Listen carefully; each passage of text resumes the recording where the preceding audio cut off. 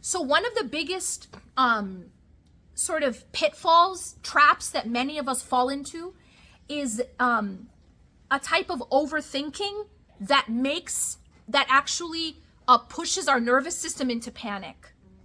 Okay? So one of the things that happens is when we are afraid of something. So the way I explain that is it's like someone knocking on the door of your home. When someone knocks on the door of your home, you can't control who knocks. But imagine that you look through the little peephole and you see that it's a man standing there holding a knife and a gun and a rifle and a machete. He is like just very well kitted. And he's nice enough to ring the doorbell, okay? And you're looking through there and you're like, I don't know. Maybe I should open the door, let him in and give him some biryani, right? You're not going to do that, right? You're going to keep the door closed and you're going to probably call the police. Everybody with me? That man holding all, you'll never forget this example, inshallah. That man standing there holding all these weapons is a negative thought. Everybody with me? A negative thought. That can come as something we're afraid of, something from the past, something we didn't like, something someone did that hurt us, whatever it is. A negative thought about another person, any negative thought, whether it's a fear, an anxiety, something that we're ashamed of. It's that man standing there holding all these weapons. We cannot control what thought knocks on the door of our mind, but we can control which thoughts we let in and serve biryani and chai. Exactly. What we tend to do is we open the door to these thoughts. We say, tafaddal, come on in. Stay a while. Welcome. Come on in. Let me feed you. Let me make you comfortable. And then we wonder why he's caused so much harm. But who did that? Well, we did that. We did that because we also give space to these thoughts. And then we don't just give space, we feed them. We feed them. So a big part of health is managing thoughts. You have to be very, very picky about who and what gets space in your mind, because that affects everything. So we have to learn how to manage thoughts. That's a big part of mental health. Managing thoughts. I have like a formula in Healing the Emptiness about how to deal with things we're afraid of. It's just like literally a formula, 2 steps. The first step is, well, it's 3 steps. Let's put it that way. First, do not open the door. Like, don't open the door. Keep it closed. Do not feed. Do not entertain. Do not sit and think about all the different scenarios. You know what I mean? Like, if you're afraid of something, you're like, I'm afraid of this thing happening. What do? We think about, well, this is what's going to happen if it happens. And then this is going to happen. And then that's going to happen. And then this is going to happen. And then this is going to happen. And then the whole world ends very quickly. And it just like goes really quick. You end up, the world is over. And where has all of that happened? In your mind, while you're safe in your chair. And guess what? This is the scary part. You want to know the scariest part? The nervous system doesn't know the difference. See this thing we have we got one nervous system, you got to take care of it. Because if you mess up your nervous system, all disease comes from there. All illness comes from that, by the way. All illness is inflammation. Cancer is inflammation. You understand? And what is inflammation? It's a nervous system that is constantly in fight or flight. Constantly in high alert, panic mode. Now, if I'm sitting comfortably in my chair and I'm telling my nervous system that I am unsafe all the time, I'm always unsafe because I'm in my mind, I'm thinking about the lion. There doesn't need to be a lion. My nervous system thinks there's a lion. To the nervous system, there's already a lion and he's eaten up my whole family. Because why? Because I did it here. I went through the whole, it's like It's like a rehearsal for disaster. It's a dress rehearsal for disaster. And I've done it here. But to my body, it's actually happening. Do you know that that's actually happening? So that's why we have to manage our thoughts. Because in my body, the adrenaline is being pumped, the cortisol is there, the high blood pressure, the high blood sugar, all of that is happening, even though I'm in my chair. Because in my mind, it's happening. Yes, we need to think. Can I tell you something? So interesting. We think that overthinking is gonna solve a problem. Do you want to know something fascinating? Like this is basic neuroscience. Everybody with me? Everybody with me? When you're overthinking, your problem solving apparatus is offline. Overthinking does not happen in the prefrontal cortex. Overthinking happens in a network of the brain called the default mode network. You can research this. Default mode network is overthinking. Rumination doesn't happen here. Problem solving happens here. Rumination and overthinking, do you know what it is? It's practicing the problem. Overthinking is not finding a solution. It's practicing the problem. I know, like my husband, he's so good. I always say this to him. You're so good at describing the problem to me. Like all the ways that this is a problem. I get it. But can we talk about solutions? Right? You know what I'm saying? It's interesting too because we think that, and I remember reading this with Brene Brown, it's like we think that when we dress rehearse tragedy, we can prepare ourselves for an emotional situation. Yes. But it actually doesn't do that. No, it doesn't. Your nervous system in disarray. You're practicing the problem before it's even a problem. So how do we guide ourselves to go to finding solutions? Great. Okay, so great question. There's actual things you can do to shut off the default mode network and to get into the prefrontal cortex. You know what one of them is? Is writing, journaling. Journaling forces you into your prefrontal cortex because you're naming the issue. You're actually putting pen to paper and you're actually having to use your problem solving. Rumination, overthinking is not in your prefrontal cortex. So when you journal, that's actually one of the ways to turn off the default mode network. Another thing that turns off the default mode network is going for a walk. Going for a walk, especially when you are naming things that you can see, hear, touch, feel. So default mode network is in the mind. The way to get out of that is to get into the body. Focusing on your breathing. That's why they say focusing on your breathing, box breathing, right? Inhale 4, hold 4, exhale longer. Just even doing that will calm the default mode network. And journaling, going for a walk, basically getting into your senses will get you out of your head. Okay? One last thing I'll say about overthinking. Not only does it not come up with a solution because you're practicing the problem, you're not in your problem-solving brain, is that overthinking is often a way to avoid uncomfortable emotions.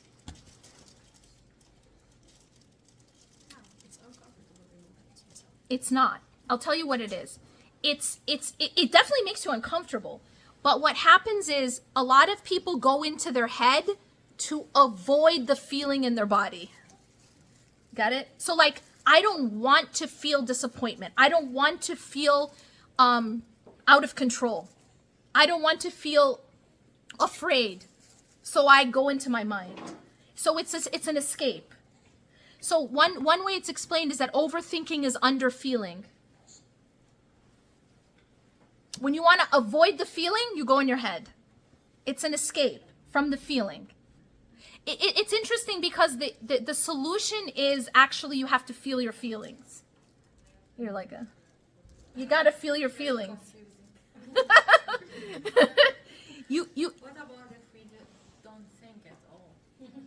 Well, sometimes that's just a freeze response. Yeah, so it's just like I mean, all of these are just defense mechanisms. You have to deal with the situation without making it worse than it is. Right? Like you deal. So let me just go back to the robber who's at your door. The robber who's at your door, you do not open the door, you do not feed it, right?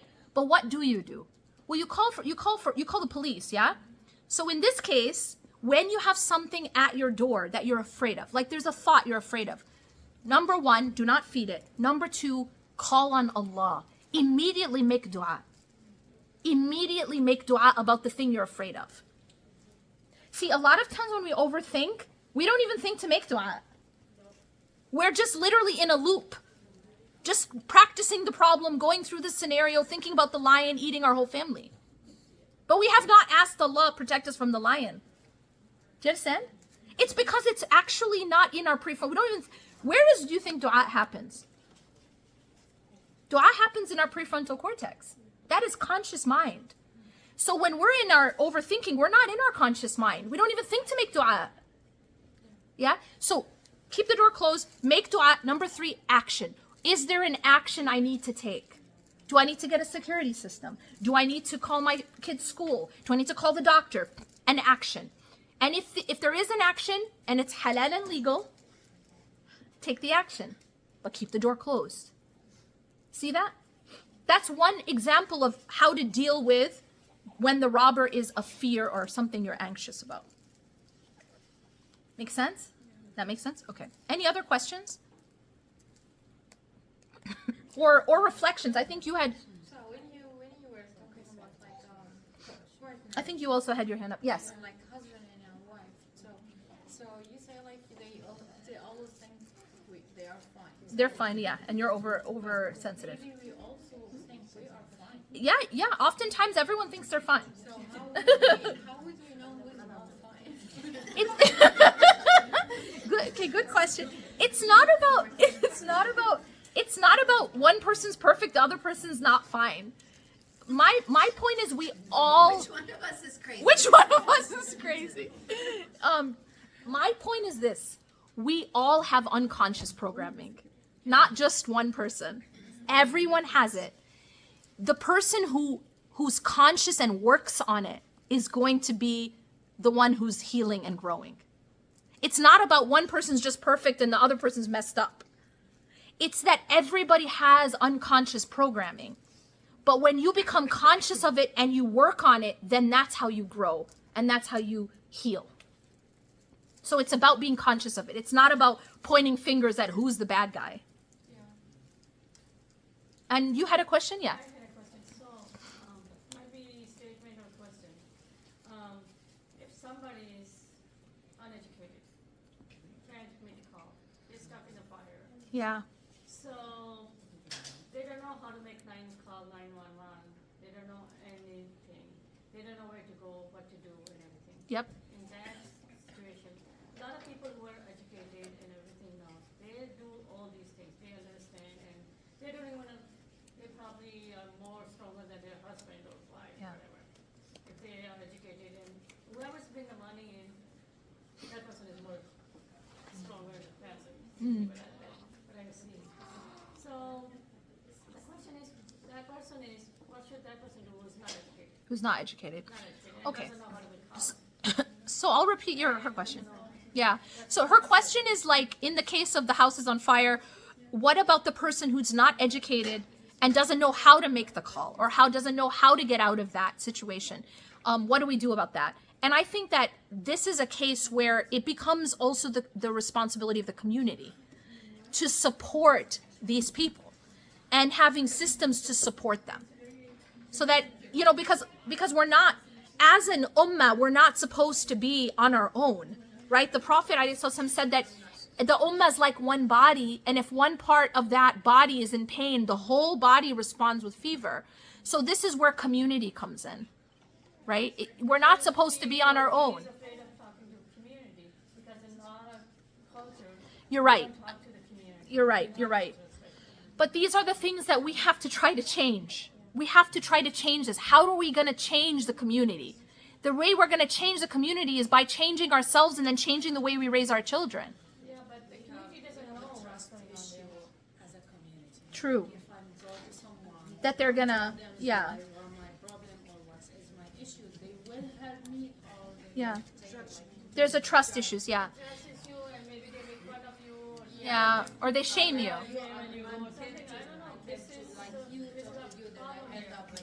So number one, I have to say, number one has to be,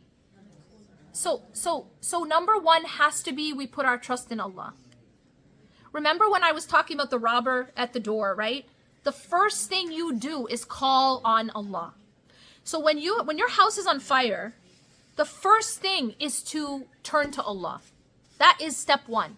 That is the help, asking Allah for help, putting your trust in Allah, turning to Allah, asking Allah, send me people who can help. Send me people who can support me. Help me, Ya Allah. Allah's not going to leave you if you ask Him for help. We have to understand, we're not on our own, but we have to do our part. You can't just sit in the house and say, Allah will save me when I haven't done my part. So the first part of doing my part is to call on Allah. Make dua. Ask Allah for help. Ask Allah to send an opening. Ask Allah to send the firefighter, to send people who can help. And Allah will save you. So that's step one. And then after that, you do your part, whatever you can. As a community, we have a lot to change. As a community, we have a lot to change. But how is that change going to happen? It's by changing myself first, changing my family first, and changing for my children. If everybody changes the way they raise their children, the community changes. The second question is, if somebody's stuck in a fire and they call for help, they did everything, they went to another person. That Yeah. person is the same thing. In the same fire? And that person is doing the same thing, but the first one is doing. So you leave the second one, then you go to the third one. Third one is the same thing. So what you're describing, what you're beautifully describing, I'm going to repeat what she's saying because what she's describing is important. She's saying, suppose you're in, a house that's on fire. You leave that house, you go in another house, and now you end up with someone else who also lights the house on fire. You leave that house, you go into another house with someone who lights the house on fire. What you're describing is what happens when we don't heal ourselves. Absolutely what you said is what's going to happen. What happens is that if I do not heal my wounds from childhood, I will continue to repeat the patterns. That is exactly what happens. I will go from burning house to new burning house to new burning house to new burning house.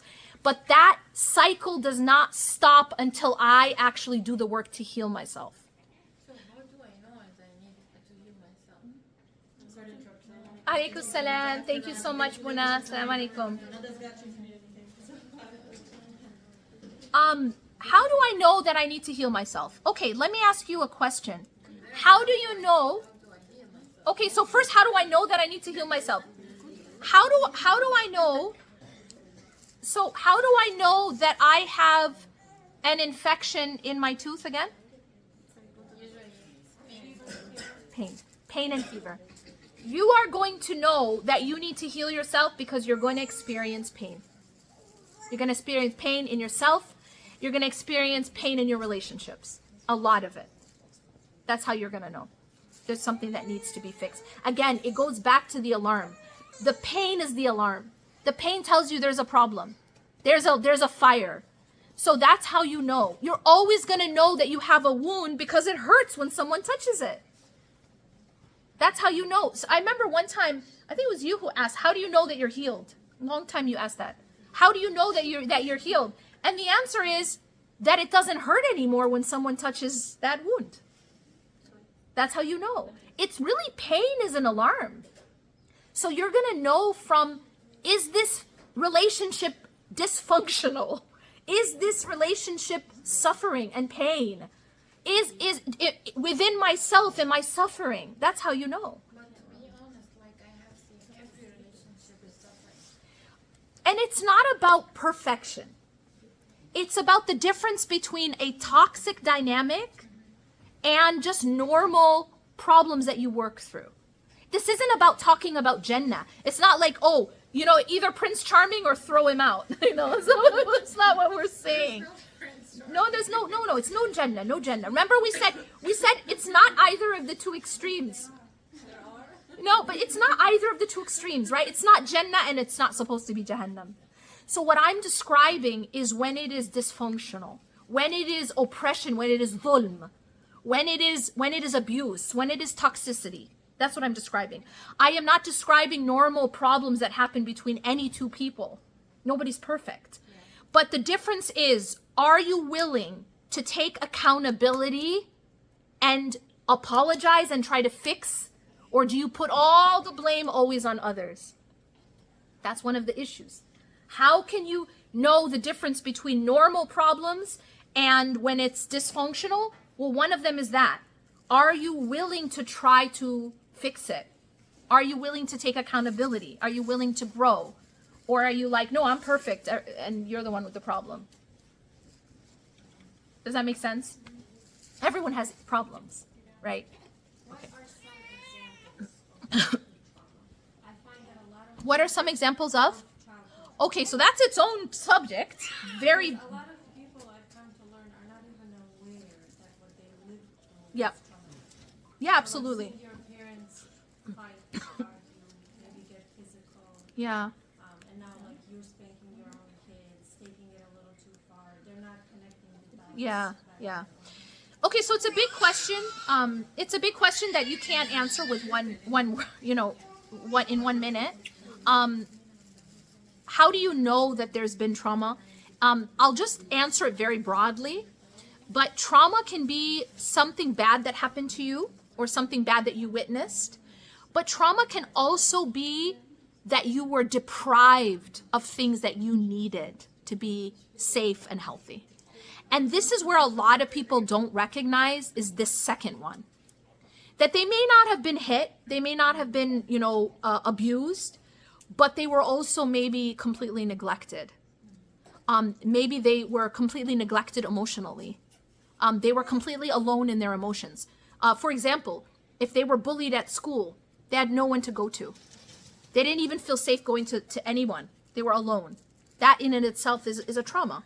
If they experienced, if someone, by the way, abusers will look out for kids like that.